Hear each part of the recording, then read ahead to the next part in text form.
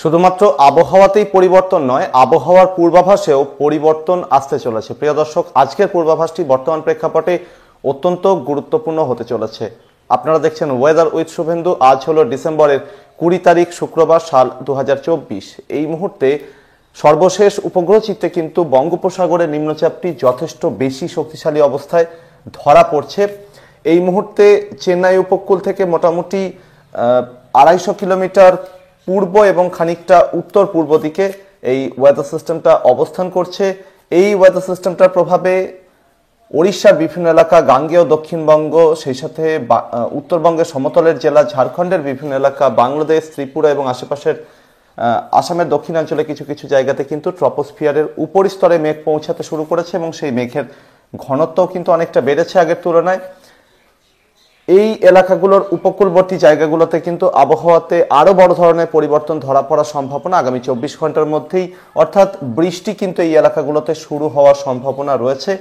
এই ওয়েদার সিস্টেমটা অর্থাৎ বঙ্গোপসাগরের নিম্নচাপটি আগামী 24 ঘন্টায় খানিকটা উত্তর দিকে অগ্রসর হওয়ার সম্ভাবনা রয়েছে। এই নিম্নচাপের কারণে উত্তরে শুকনো ঠান্ডা হাওয়া সেটা কিন্তু পূর্ব ভারতের দিকে ঢুকতে পারছে না খুব বেশি মাত্রায়, এবং সেক্ষেত্রে গাঙ্গেয় দক্ষিণবঙ্গের বিভিন্ন এলাকা, বাংলাদেশের বিভিন্ন এলাকা, সেই সাথে ওড়িশার বিভিন্ন জায়গাতে কিন্তু তাপমাত্রা সর্বনিম্ন এবং সর্বোচ্চ দুটো তাপমাত্রায় কিন্তু আগের তুলনায় বেড়েছে। তবে এবার যত সময় যাচ্ছে মেঘাচ্ছন্নতার পরিমাণ বৃদ্ধি পাচ্ছে, তাই যেটা হবে দিনের বেলাতে সূর্যের দেখা কম মিলবে এবং সেই কারণে দুপুরের তাপমাত্রা অর্থাৎ সর্বোচ্চ তাপমাত্রা আরও কমে যাওয়ার সম্ভাবনা রয়েছে।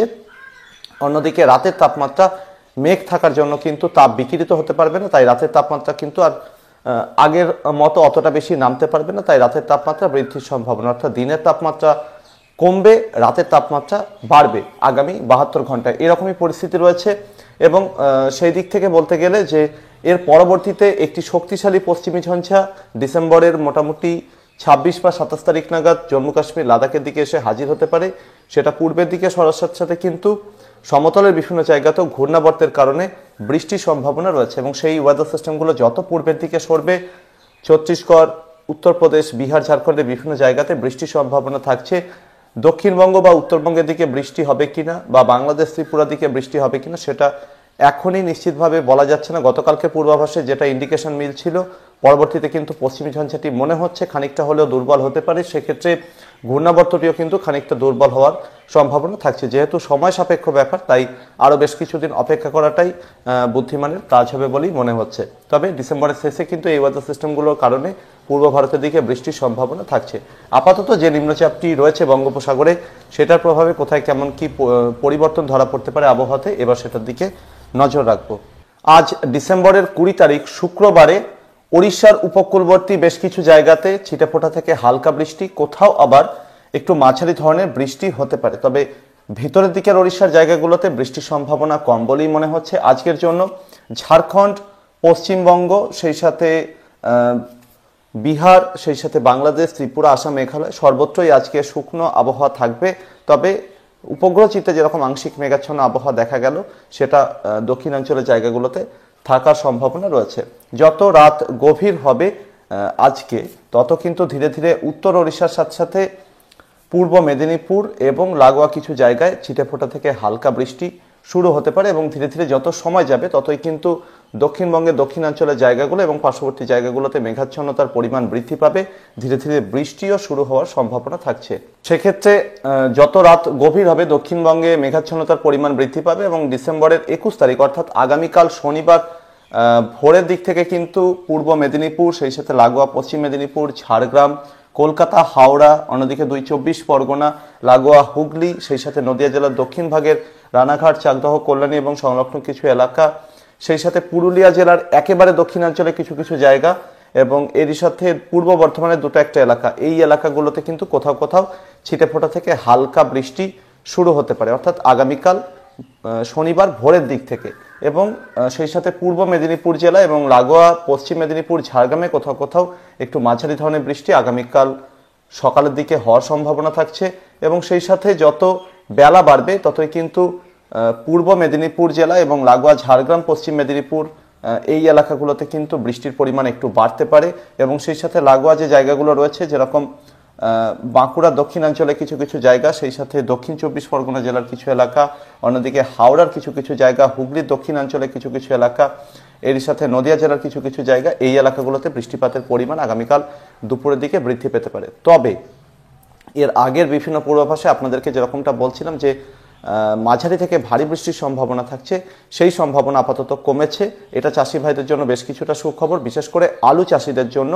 এবং সেক্ষেত্রে শুধুমাত্র পূর্ব মেদিনীপুর এবং লাগোয়া কিছু জায়গা ছাড়া আপাতত খুব বেশি বৃষ্টির সম্ভাবনা নজরে আসছে না। সেক্ষেত্রে গাঙ্গেয় দক্ষিণবঙ্গের বাকি সমস্ত জেলাতে কিন্তু শুধুমাত্র ছিটেফোঁটা থেকে হালকা বৃষ্টি হওয়ার সম্ভাবনা রয়েছে, যার মধ্যে আবার মুর্শিদাবাদ, বীরভূম এবং পশ্চিম বর্ধমান, পুরুলিয়া জেলার উত্তরাঞ্চলে বিভিন্ন এলাকায় এখানে বৃষ্টির সম্ভাবনা কিন্তু প্রায় নেই বললেই চলে। গাঙ্গেয় দক্ষিণবঙ্গের বাকি জায়গাগুলোতে শুধুমাত্র ছিটেফোঁটা থেকে হালকা বৃষ্টি হতে পারে এবং শুধুমাত্র সেক্ষেত্রে পূর্ব মেদিনীপুর জেলাতে বৃষ্টির পরিমাণ একটু বেশি থাকার সম্ভাবনা কিন্তু রয়েছে। সেই সাথে দক্ষিণ 24 পরগনা এবং উত্তর 24 পরগনা, একেবারে যে সুন্দরবন এলাকাটা রয়েছে, প্রত্যন্ত দ্বীপাঞ্চলগুলো, সেখানে অবশ্য আলু চাষ হয়ও না, সেই জায়গাগুলোতেও কিন্তু খানিকটা বৃষ্টির পরিমাণ বেশি থাকতে পারে। হাওড়া, কলকাতা এবং লাগোয়া আশেপাশের কিছু জায়গাতে কোথাও কোথাও একটু মাঝারি ধরনের বৃষ্টিও কিন্তু হতে পারে। এক্ষেত্রে পূর্ব বর্ধমান, নদিয়া এবং পার্শ্ববর্তী যে জায়গাগুলো রয়েছে, হুগলির বিভিন্ন এলাকা, এখানে কিন্তু ছিটেফোঁটা থেকে হালকা বৃষ্টি এবং কোথাও কোথাও একটু মাঝারি ধরনের বৃষ্টির সম্ভাবনা সম্পূর্ণভাবে রুল আউট করা যাচ্ছে না। বাংলাদেশের দক্ষিণাঞ্চলে খুলনা ডিভিশনের সুন্দরবন যে জায়গাটা, সেখানে একটু মাঝারি ধরনের বৃষ্টি হতে পারে। বাকি বাংলাদেশের দক্ষিণাঞ্চলে খুলনা, বরিশাল, ঢাকা ডিভিশন, সেই সাথে চট্টগ্রাম, অন্যদিকে সিলেট, ময়মনসিংহ ডিভিশন, রাজশাহী ডিভিশনের দক্ষিণে কিছু কিছু এলাকা, এখানে শুধুমাত্র ছিটেফোঁটা থেকে হালকা বৃষ্টির সম্ভাবনাই রয়েছে। ভারতের ত্রিপুরা, সেই সাথে আসামের শিলচর এবং লাগোয়া জায়গাগুলোর কোথাও কোথাও ছিটেফোঁটা থেকে হালকা বৃষ্টি আগামীকাল হওয়ার সম্ভাবনা থাকছে। ঝাড়খণ্ডের চাকুলিয়া, জামশেদপুর এবং এর আশেপাশের জায়গাগুলোতে ছিটেফোঁটা থেকে হালকা বৃষ্টি এবং চাকুলিয়া সংলগ্ন আশেপাশে কোথাও কোথাও একটু মাঝারি ধরনের বৃষ্টিও হতে পারে। বাকি উত্তর ঝাড়খণ্ডের সমস্ত এলাকার সাথে সাথে বিহারের সব এলাকা, উত্তরবঙ্গের সমস্ত জেলা, সেই সাথে বাংলাদেশের রংপুর এবং রাজশাহী ডিভিশনের বেশিরভাগ এলাকা, ময়মনসিংহ ডিভিশনের বেশিরভাগ এলাকা, এখানে সর্বত্রই কিন্তু আবহাওয়া শুকনো থাকবে বলেই মনে হচ্ছে। আসামের উত্তরাঞ্চলের সমস্ত এলাকাতেই আবহাওয়া শুকনো থাকার সম্ভাবনা, মেঘালয় কিন্তু আবহাওয়া শুকনো থাকার সম্ভাবনা রয়েছে আগামীকাল। এর আগে যেটা অনুমান করা হচ্ছিল যে নিম্নচাপটি বেশ খানিকটা উত্তর দিকে অগ্রসর হবে, তো লাগাতার উত্তর পশ্চিমে শুকনো ঠান্ডা হওয়ার থাকায় কিন্তু এই ওয়েদার সিস্টেমটা বেশি উত্তর দিকে এগোতে পারবে না। তাই দক্ষিণবঙ্গ, সেই সাথে দক্ষিণ বাংলাদেশ এবং এর আশেপাশের জায়গাগুলোতে বৃষ্টির যে পূর্বাভাস, সেটার পরিমাণে কিন্তু কম হতে দেখা যাবে, এরকমটাই কিন্তু আমার ধারণা।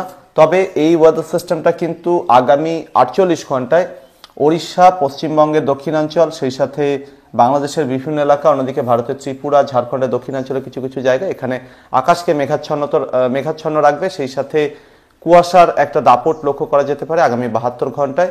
এবং সেক্ষেত্রে আগামী রবিবার অর্থাৎ ডিসেম্বরের 22 তারিখ হতে হতে কিন্তু এই নিম্নচাপটি ধীরে ধীরে আবার খানিকটা দক্ষিণ দিকে নেমে আসবে এবং খানিকটা দুর্বল হয়ে যাওয়ার সম্ভাবনা। সেই সময় উত্তর পশ্চিমে শুকনো ঠান্ডা হওয়ার ধাক্কায় এই এলাকার মেঘ সরে যাওয়ার সম্ভাবনা থাকছে এবং বেলার দিকে কুয়াশাকে কাটিয়ে খানিকটা রোদের দেখা মিলতে পারে রবিবার দিন, এরকমই সম্ভাবনা কিন্তু রয়েছে। আর সেই সাথে এর পরবর্তীতে ওয়েদার সিস্টেমটি আবারও খানিকটা উত্তর দিকে অগ্রসর হওয়ার সম্ভাবনা একটু হলেও থাকবে। সেক্ষেত্রে যদি এরকমটা হয় তাহলে ডিসেম্বরের 24 এবং 25 তারিখ ওড়িশা, সেই সাথে পশ্চিমবঙ্গের উপকূলবর্তী জায়গাগুলোতে আবারও বৃষ্টির সম্ভাবনা তৈরি হতে পারে। তবে বর্তমান প্রেক্ষাপটে সেই সম্ভাবনা কম বলেই মনে হচ্ছে। এই ওয়েদার সিস্টেমটি ধীরে ধীরে দক্ষিণাঞ্চলের দিকে সরে এসে সাগরেই দুর্বল হয়ে যাওয়ার সম্ভাবনা থাকছে। তাই ডিসেম্বরের 24 বা 25 তারিখে উপকূলবর্তী এলাকায় খানিকটা মেঘ পৌঁছে যদি যায়, সেক্ষেত্রে তাপমাত্রা হয়তো বেড়ে যেতে পারে আবারও। মাঝে রবিবার অর্থাৎ আগামী পরশুদিন 22শে ডিসেম্বর থেকে তাপমাত্রা কমবে, অর্থাৎ শীতের যে ছন্দ সেটা আবার একটু একটু করে শুরু হবে। উত্তরে শুকনো ঠান্ডা হাওয়া ঢুকতে থাকবে, দিনের বেলাতে আবহাওয়া পরিষ্কার থাকবে এবং রাতের তাপমাত্রা নামবে, দিনের বেলাতে বেশ খানিকটা রোদের তেজ বিভিন্ন জায়গায় অনুভূত হতে পারে। কিন্তু ডিসেম্বরের 24-25-এ গিয়ে আবার তাপমাত্রা হয়তো সামান্য বাড়তেও পারে এবং এর পরবর্তীতে ডিসেম্বরের 26 তারিখ থেকে উত্তরে শুকনো ঠান্ডা হাওয়া আবারও বইবে এবং তাপমাত্রা নামবে কলকাতা সহ গাঙ্গেয় দক্ষিণবঙ্গের বিভিন্ন জেলা, বাংলাদেশ, ত্রিপুরা, আসাম, মেঘালয় এবং সেই সাথে আশেপাশের জায়গাগুলোতে। তবে উত্তরবঙ্গের দিকে এবং পার্শ্ববর্তী জায়গাগুলো, বিহারের বিভিন্ন এলাকা, উত্তর ঝাড়খণ্ডের দিকে, এই এলাকাগুলোতে কিন্তু নিম্নচাপের সেরকম কোনো প্রভাব পড়বে না, সেটা তো আগেই বললাম। তাই এখানে কিন্তু ঠান্ডার তীব্রতা প্রায় অপরিবর্তিত থাকার সম্ভাবনা রয়েছে বলেই মনে হচ্ছে। ডিসেম্বরের শেষ দিকের পশ্চিমী ঝঞ্ঝাটি যদি অত্যন্ত শক্তিশালী হয় তাহলে কিন্তু পূর্ব ভারতের দিকে শীতের ছন্দ আবারও বিঘ্নিত হবে এবং সেক্ষেত্রে বৃষ্টির সম্ভাবনা তৈরি হবে। এই সমস্ত বাধা বিপত্তি কাটিয়ে সম্ভবত জানুয়ারির প্রথম সপ্তাহের একেবারে শুরু থেকে কিন্তু শীতের স্বাভাবিক ছন্দ আবারও শুরু হবে ভারতবর্ষের বিস্তীর্ণ এলাকা জুড়ে। পূর্ব ভারতেও যার ধাক্কা লাগবে, তাই জানুয়ারির শুরু থেকে কিন্তু কড়া ঠান্ডা এবং সেই সাথে শৈত্যপ্রবাহ আবারও শুরু হওয়ার একটা সম্ভাবনা রয়েছে। প্রিয় দর্শক, এই ছিল আগামী কয়েকটা দিনে আবহাওয়া সম্ভাব্য পরিস্থিতি। পরবর্তী আপডেট এবং লাইভে আবারও দেখা হবে।